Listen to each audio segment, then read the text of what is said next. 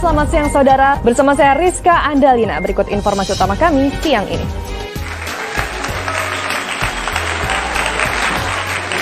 Tidak banyak permainan tradisional yang merangsang otak, serta penggunaan strategi untuk memenangkannya. Salah satu di antaranya adalah permainan domino. Domino yang paling banyak gemari, permainan orang kebanyakan. Biasanya permainan ini dilakukan di warung-warung kopi atau lapau, sembari ngopi dan makan pisang goreng.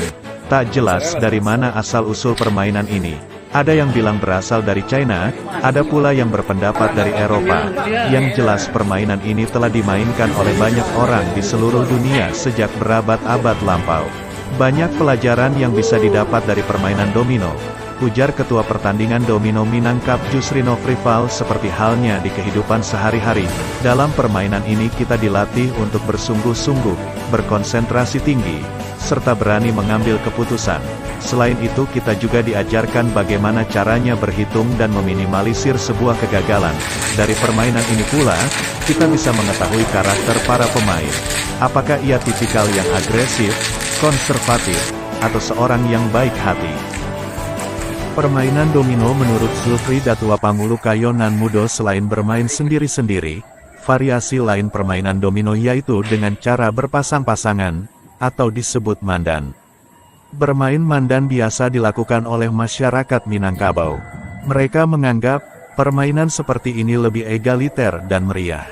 Bermain dengan cara ini, tak satupun orang merasa lebih berkuasa. Karena selain memperhatikan kartunya sendiri, peserta juga harus memikirkan nasib kartu mandannya. Hal ini juga akan menurunkan tensi egoisme di antara pemain, karena si pemain tak akan bisa menang jika mandannya pun tak bernasib baik. Dalam permainan mandan, bantingan kartu, dehem, dan lelucon yang meluncur dari mulut pemain, merupakan sebuah kode yang menarik untuk disimak. Kode-kode ini biasanya bertujuan untuk mengacaukan perhitungan lawan.